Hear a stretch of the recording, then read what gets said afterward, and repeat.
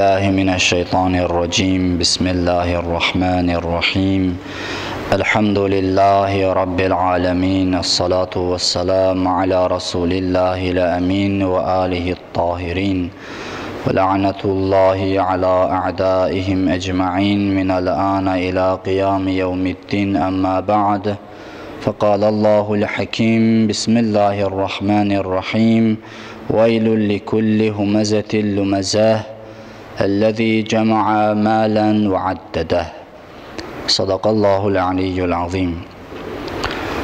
Əziz və möhtərəm müminlər,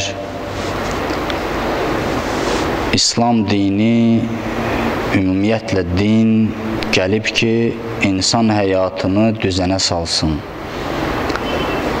Və bütün insanlar dini qayda qanun çərçivəsində öz həyatını yaşasın, ilahi xoşbəxtliyə nail olsun, dünya və axirət səadət içində yaşasın.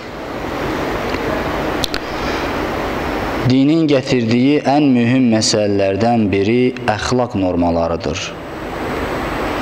İnsan öz həyatında əxlaq normalarına riayət etməli, əxlaqını gözəlləşdirməli və bu yol üçün çalışmalıdır. Əxlaq ilahi əmrlər içərisində ən mühüm yeri tutur. Fiqhi qanunlar, şəriət qanunları istər etiqadat olsun, istər şəriət qanunları olsun, hamısı əxlaqda özünü büruzə verir, davranışda özünü büruzə verir.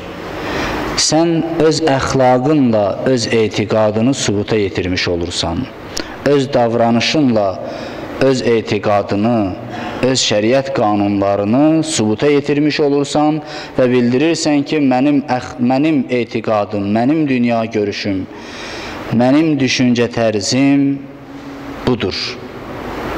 Amma insanın əxlaqı yaxşı olmasa, əxlaq normalarına riayət eləməsə, bəlli olar ki, onun heç öz etiqadına da hörməti yoxdur. Öz şəriətinə də hörməti yoxdur. Öz dininə də hörməti yoxdur. Yəni, bütün bunları əməli şəkildə sübuta yetirən əxlaq normalarıdır. Bu əxlaqı gözəlləşdirmək, əxlaq normalarını tənzimləmək hər bir müsəlmana vacibdir. Quran ayələrinin əksəriyyəti əxlaqa xidmət eləyir. Yəni, etiqad məsələsi öz yerində, o kökdür. Amma bu etiqadı əməli şəkildə göstərmək üçün gərək əxlaqi normalara, əxlaqi keyfiyyətlərə riayət eləyəsən. Bu ilahi əmrlərin qayəsidir ki, insan öz əməlində, öz davranışında ilahi davranış sərgiləsin. Sibğətəllah və mən əhsənu minəllahi sibğə. Allah boyağına boyansın, Allah rəngi alsın. Bütün həyatın bütün sahələrində ilahi keyfiyyət önəm daşıyır. Həyatın bütün sahələrində bu tərəf özünü büruzə verməlidir müsəlmanın həyatında.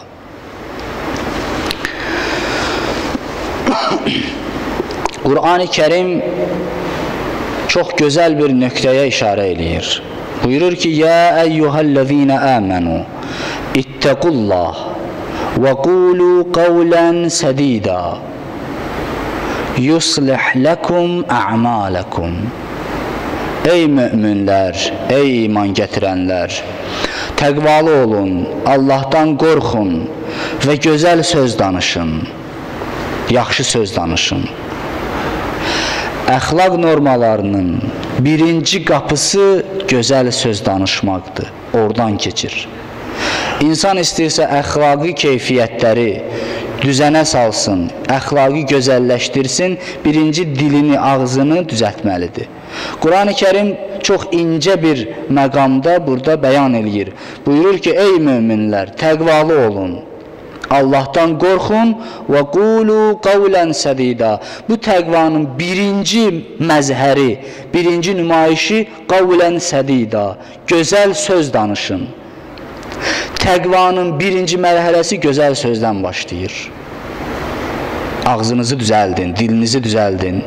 Yalan danışmayın. Batil söz deməyin. Kiminsə haqqını tapdalamayın. Kimisə söyməyin, kimisə acılamayın. Hamısı dildən başlayır. Kimisə qeybətini etməyin.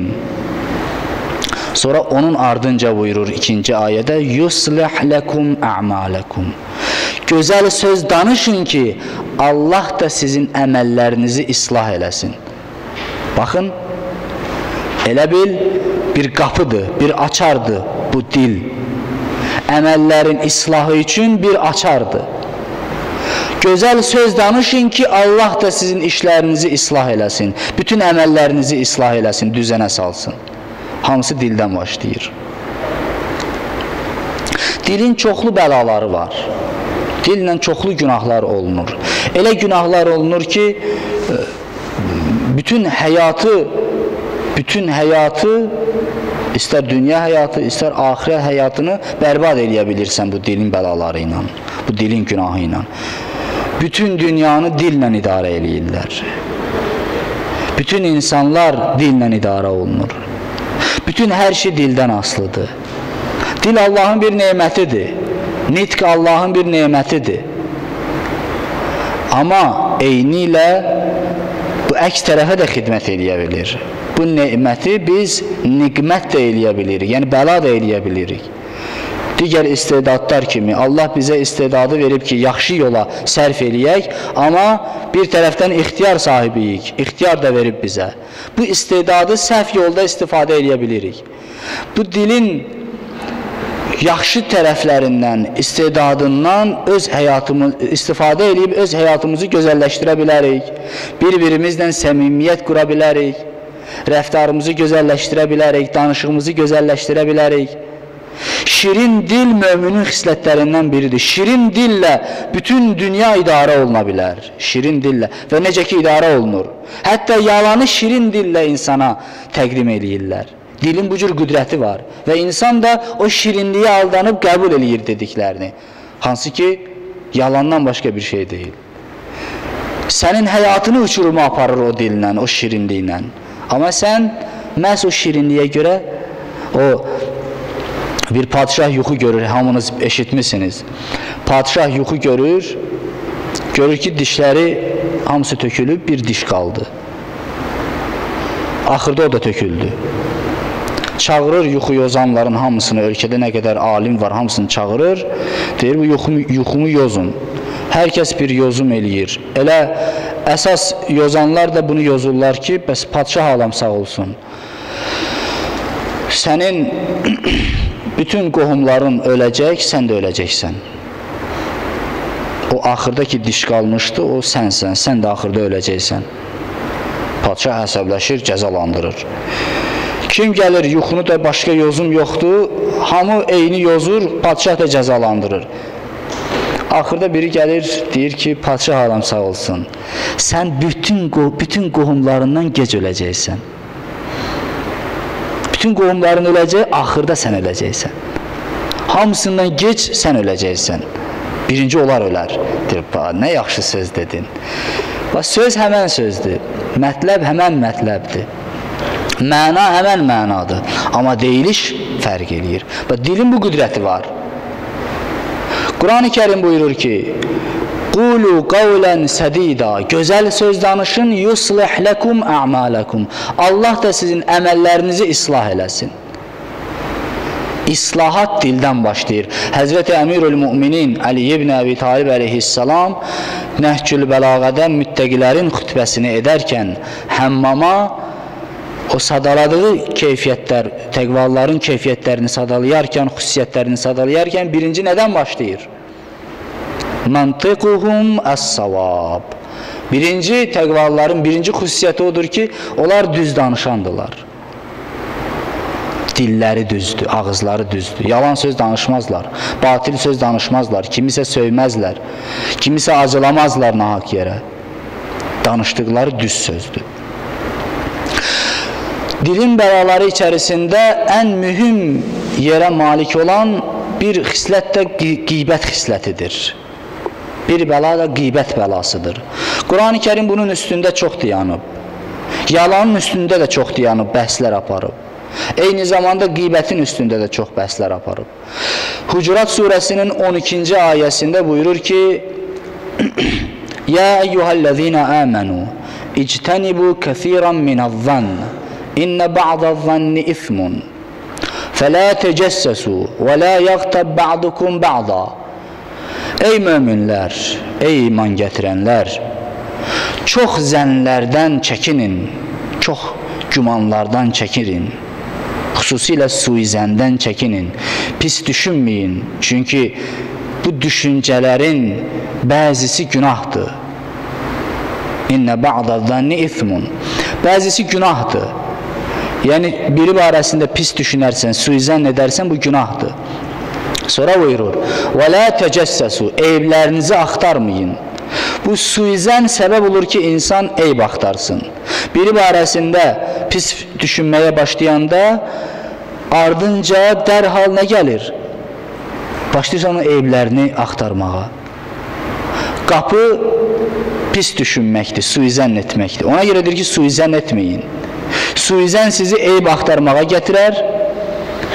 İnsan elə ki, eyb axtarmağa başladı, ardınca nə gəlir? Qeybət. Və lə yəğtəb ba'dukum ba'da. Allah ardıcıllıqla bunları bəyan eləyir. Suizən eləməyin, çünki suizən eyb axtarmağa səbəb olur. Eyb axtarmayın, eyb axtarmaq qeybətə səbəb olur. Qeybət eləməyin, bir-birinizin qeybətinizi qırmayın. Əyuhibbu ahadukum ən yəkulə ləhmə əxihi meytə fəkərihtumuh vəttəqullah.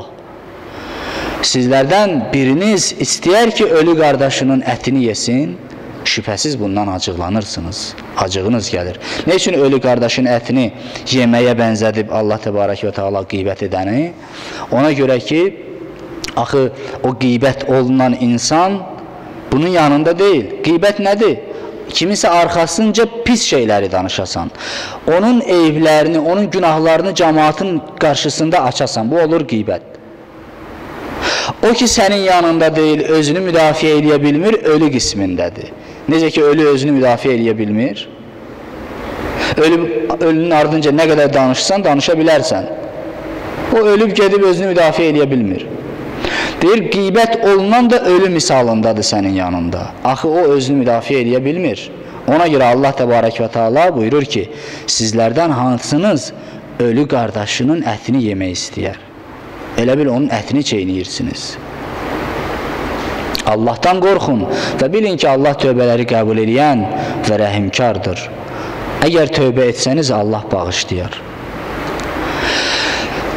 Digər ayələrimiz də var bu barədə ki, mən birini oxudum xütbəmin əvvəlində Huməzə surəsindən, inşallah istəyirəm onu axırda o mətləbə toxunum.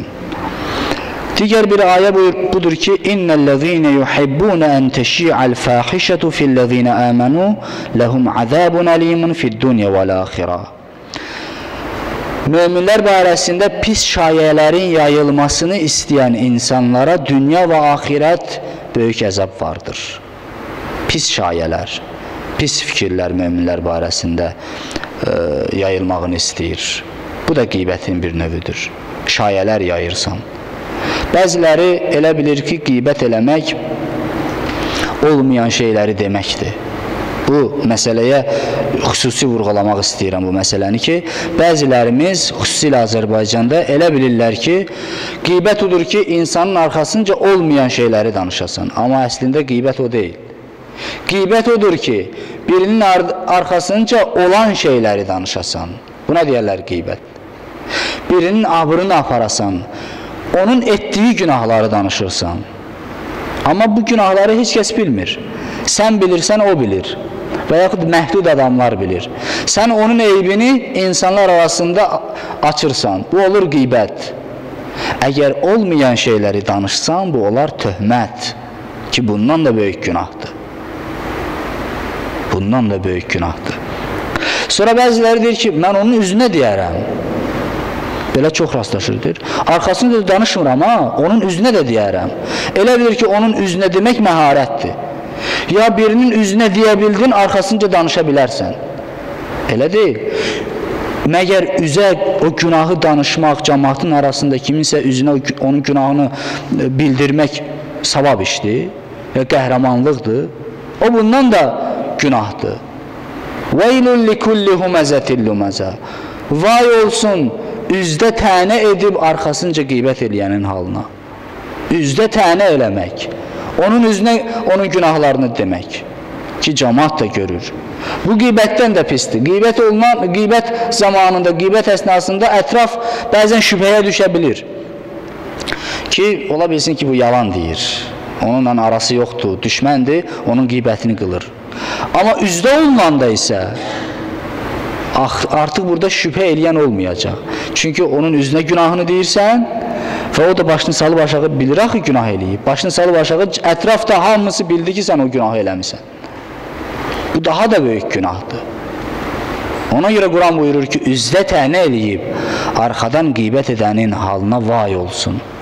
İmam Baqir əleyhissalam buyurur ki, vay o yerdə işlənib ki, Allah həmən insanı kafir bilir. Vay cəhənnəmdir.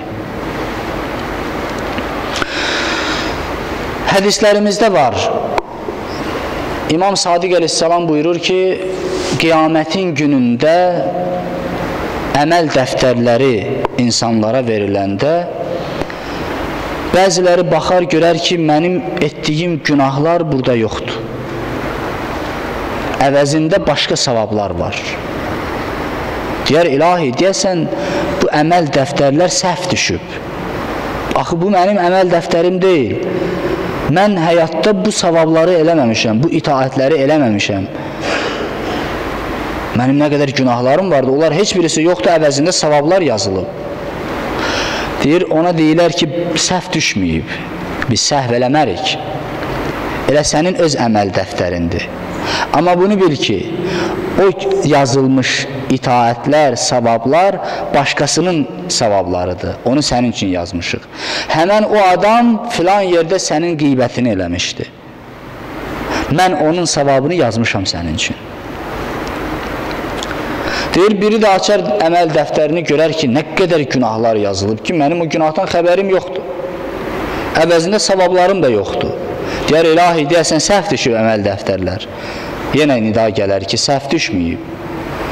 Yadındadır, filan kəsin qeybətini elədin, abrını apardın, heysiyyətini apardın cəmaat arasında. Onun savablarını, onun günahlarını yazmışam sənin üçün, sənin savablarını yazmışam onun üçün. Nə üçün Allah belə eləyər?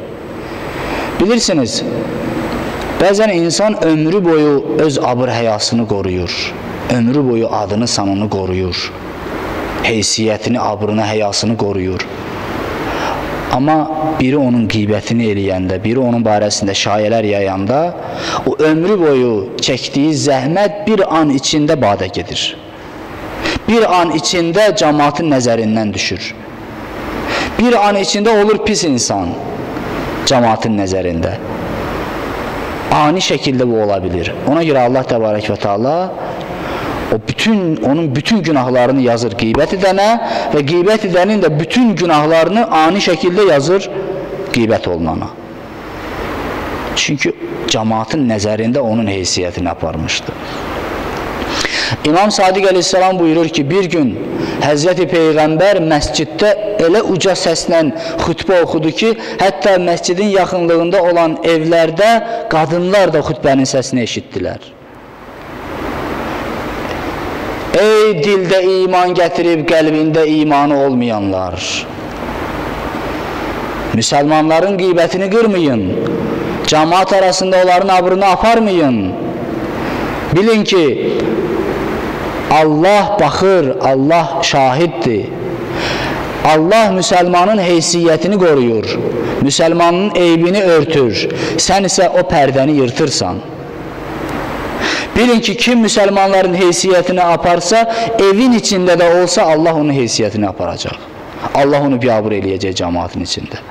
Hətta evdən bayıra çıxmasa da. Hətta insan öz günahını belə danışmamalıdır cəmaat arasında. Öz günahını. Keçmiş günahlarını danışmaq haramdır. Öz qeybətini də qırmağa icazən yoxdur sənin. Çünki Allah o evləri örtüb. İstəmir sənin heysiyyətin getsin, istəmir sənin abrın getsin. Deyir, insan öz qeybətini eləyəndə, öz əvvəlki günahlarını danışanda, Allah öz mələklərinə buyurar ki, bura bax, bəndəmə bax. Mən onun günahlarını örtmüşəm, onun abrını qorumuşam, pərdə çəkmişəm günahlarının üstündən, amma o öz həyasını aparır. Özü mənim örtdüyüm pərdəni cırır. Təəssüf eləyir Allah Teala orada. Öz günahını da eləyə bilmir. Təəssüflər olsun ki, bəzilərimiz öz əvvəlki günahlarımızdan fəxrlə danışırıq. Sevə-sevə danışırıq. Mən filan işi görmüşəm. Mən filan yerdə belə elədim, belə elədim. Haramdır danışmaq. Keçək Hüməzə surəsindəki ayəyə. Qeybətin neçə dənə istisna olunan yeri var. Onu da toxunum, bu ayəyə keçərəm. Biri elə Qur'an-ı Kərim özü buyurur ki, La yuhibbullahu l-cəhrə bis-su'i minəl qavl illə mən zulim və kənəllahu səmi'an alima. Allah açıq-aşkar pis sözləri ya belə deyək, kiminsə qeybətini etməyi sevməz. Kimsə durub, kiminsə qeybətini qırsın, kiminsə eybini atsın, Allah bundan xoşu gəlmir. İllə mən zulim. Amma məzlumdan bunu qəbul edir, məzlumdan xoşu gəlir. Məzlum öz ona olunan zülmünü danışsa, ya gedib məhkəməyə şikayət eləsə və yaxud ümumiyyətlə zalımı ifşa eləsə, Allahın bundan xoşu gəlir. Bu istisna olunan yerlərdir. Zalımı ifşa eləmək, zalımın zülmünü ifşa eləmək, zalımın bütün günahlarını açmaq yox. Həmən o günahı, o zülmü danışmaq olar. Bir də açıq-aşkar günah eləyən, heç şeydən çəkinməyən insanın qeybətini eləmək olar. Burada da gərək insafa riayət eləyəsən, ancaq cəmaatın qarşısında etdiyi günahları danışa bilərsən. Və yaxud biri məsələn iş görmək istəyir, bir şirkət açmaq istəyir, ya biri səfərə getmək istəyir kiminləsə, ya kiminləsə şərik olmaq istəyirsən, ortaq olmaq istəyirsən, tanımırsan həmən adam, bələdçiliyin yoxdur. Əgər bir nəfər gəlib sənə məsləhət, məşvərət eləsə ki, bəs filan kəs necə adamdır, mən istəyirəm onunla ortaq olum, iş görüm, sən gələ deyəsən. Burada artıq qeybətin istisna olduğu yerlərdir. Gələ deyəsən ki, məsələn, filan kəs necə adamdır, etibarlı adamdır, etibarsız adamdır. Necə adamdır, necəliyi gələ deyəsən. Çünki sənin sözündən əgər o gedib iş birliyi görsə, sonra o etibarsızlıq görsə, o günah sənindir. Sən də o günahda şəriksən. Və yaxud, məsələn, qız alıb qız vermək məsələsində, burada da istisnadır. Kimsə sənin qapına gəlib qız almaq istəyir, sənin qızını almaq istəyir. Təbii ki, sənin qızını almaq istəyən, sən ki, hər kəsə qız verən deyilsən ki, gərək soruşasan, oğlan necə oğlandır, hansı ailədəndir, nə peşənin sahəsi, sahənin peşəsidir. Ümumiyyətlə, onun xüsusiyyətləri falan maraqlanmalısan. Əgər gedib dostundan, ya hər hansı bir yaxınından o oğlan barəsində məlumat istəsən, həmən insana vacibdir ki, olduğu kimi sənə danışsın. Xüsusilə indiki zamanədə insan nədən qorxur? Narkoman da yoxsa yox, içki içən də yoxsa yox, qumar oynayan da yoxsa yox. Ümumiyyətlə, bəzi o yayılmış günahlar ki var, onu soruşursan, mütləq. Gərək sən də deyəsən, çünki bunun balası bədbəxt olacaq. Deyəsən, burada qeybət istisnadır, qeybətə icazə var burada. Gərək deyəsən. Eyni ilə əks tərəfdə o cür. Birinin qızını almaq istəyirsən, bilmirsən necə ailədir. Yenə soruşanda gərək həmən insanlar o qız necə qızdırsa, gərək desin. Daha düzdür, burada da insafa riayət olunmalıdır. Daha bütün nə var, hamısını açmaq lazım deyil. Ehtiyacı olan qədər gərək deyəsən. Ehtiyacı olan qədər gərək deyəsən. Burada vacibdir. Çünki sabah sənin sözünə etimad edib, gedib ailə qursalar, bədbəxt olacaqlar. Quran-ı Kerim Huməzə surəsində buyurur ki, وَيْلُ لِكُلِّ هُمَزَةٍ لُمَزَةٍ Vay olsun üzrə tənə eləyib dalda qeybət eləyənin halına. Əl-ləzi cəmə'a mələn və addədə Hansı ki, mal toplayır və bu malını hesablayır. Yəhsəbu ənə mələhu əxlədə Elə bilir ki, bu malı onu əbədiləşdirəcək. Bu qeybətin səbəblərindən biridir. Qeybətin öz səbəbləri var. Nə üçün insan qeybət eləyir? Müxtəlif səbəbləri var. Biri suizənnidir, Allah Quranda buyurdu. Biri eyb axtarmaq idi, yenə Allah Quranda buyurdu. Digər səbəblər də var. Bir səbəb həsəddir, paxıllıq. İstəmirsən kimsə qabağa getsin. Məndə yoxdur, onda da olmasın. Və başlayırsan onun qeybətini eləməyə, onu insanların gözündən salmağa və s. və ilə axır. Həsəd buna səbəb ola bilər. Biri ki, həsəddən qaynaqlanan o monopoliya məsələsidir. Ki, bu ayə ona işarə edir. Əl-ləzi cəmə'a mələn və addədə O malına görə başlayır qeybət eləməyə. Görür ki, kimsə səndən çox alver eləyir.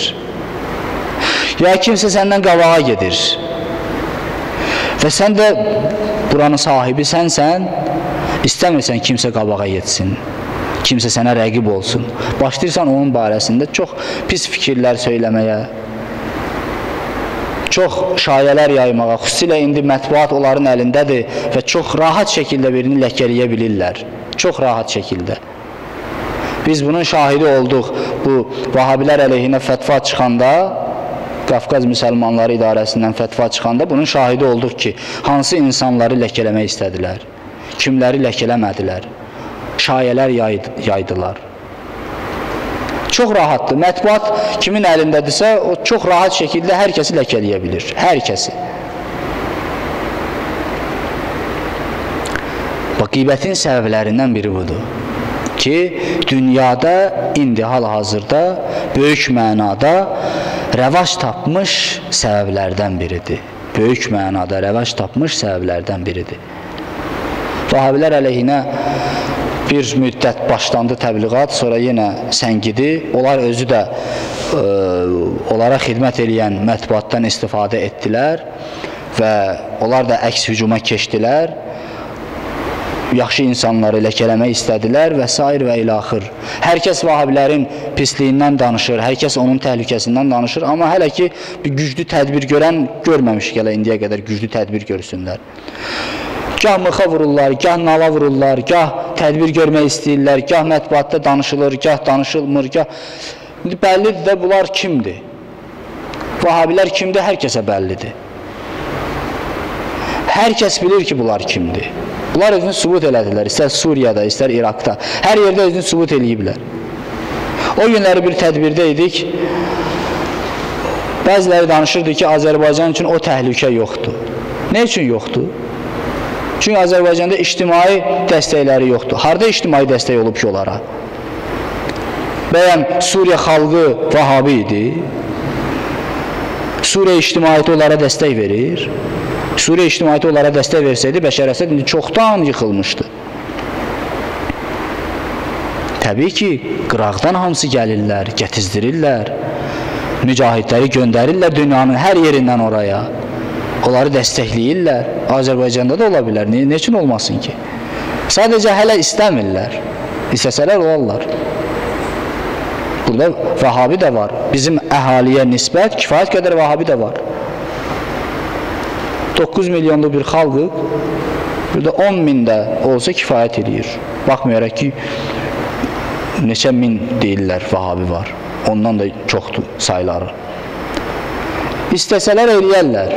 Amma o yıxır bunun üstünə, bu yıxır onun üstünə. Bu deyir, sən eləməlisən, o deyir, sən eləməlisən.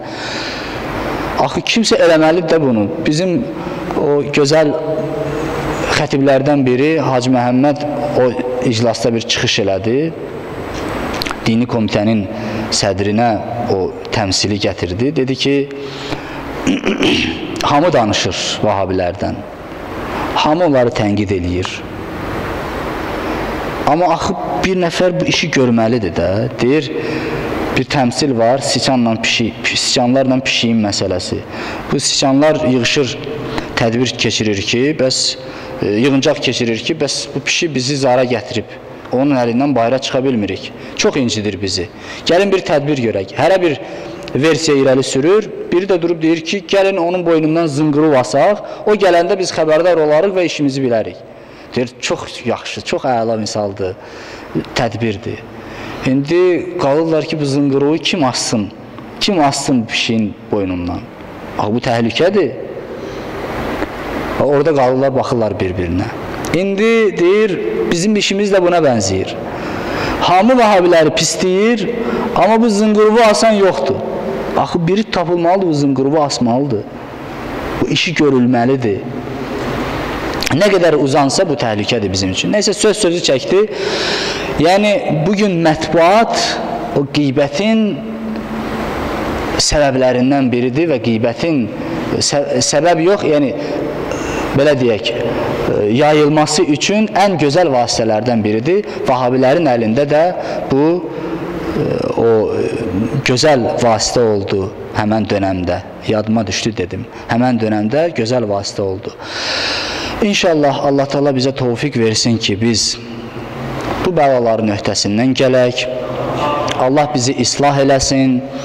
Allah əxlaqımızı gözəlləşdirsin. Allah bizi Quran və Əhl-i Beytlə məşhur eləsin.